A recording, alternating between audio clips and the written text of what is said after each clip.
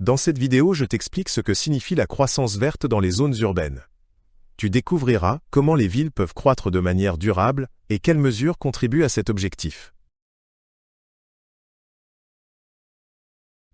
La croissance verte signifie que les villes se développent de manière à être écologiques et durables. Il s'agit de préserver les ressources et de protéger l'environnement. On veille à maintenir les habitats naturels. La croissance verte repose sur les énergies renouvelables et les technologies respectueuses de l'environnement. Les villes durables veillent à ce que toutes les ressources soient utilisées de manière efficace. Cela inclut la réduction des déchets et la promotion du recyclage. La construction de bâtiments verts, qui consomment moins d'énergie, est également un aspect important. Dans les villes durables, la qualité de vie des habitants est améliorée et l'environnement est protégé. Les espaces verts sont particulièrement importants dans les zones urbaines, car ils améliorent la qualité de l'air.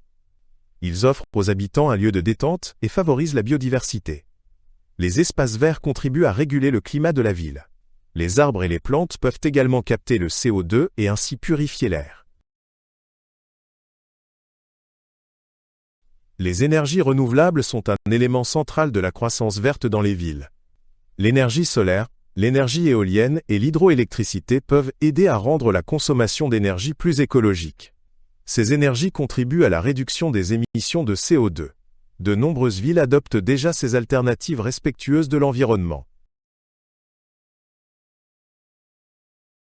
Le transport durable est un élément important de la croissance verte. L'extension des pistes cyclables et des transports en commun permet de réduire les émissions de CO2. La mobilité électrique est une autre solution pour rendre les transports plus écologiques.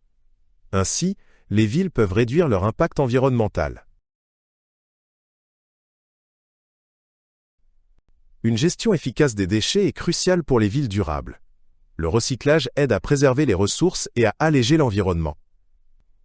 Les villes misent sur la séparation des déchets et le recyclage des matériaux. Cela permet de produire moins de déchets et de prolonger la durée de vie des matériaux. La gestion de l'eau est particulièrement importante dans les villes pour gérer les ressources en eau limitée de manière responsable. L'eau de pluie peut être collectée et utilisée pour l'irrigation des plantes. Grâce aux technologies modernes, la consommation d'eau dans les villes peut être réduite. Cela permet de garantir suffisamment d'eau, même pendant les périodes de sécheresse. Le jardinage urbain est une façon de cultiver ses propres aliments dans les villes. De petits jardins sur les toits ou dans les jardins communautaires favorisent l'autosuffisance. Cette pratique contribue à réduire les émissions de CO2, car il est nécessaire de transporter moins de produits alimentaires. De plus, elle renforce la connexion des habitants à la nature en ville. L'architecture climatiquement responsable veille à ce que les bâtiments soient conçus de manière éco-énergétique. Cela inclut une bonne isolation, des panneaux solaires et des matériaux écologiques. Ce type d'architecture permet de réduire la consommation d'énergie et les émissions de CO2.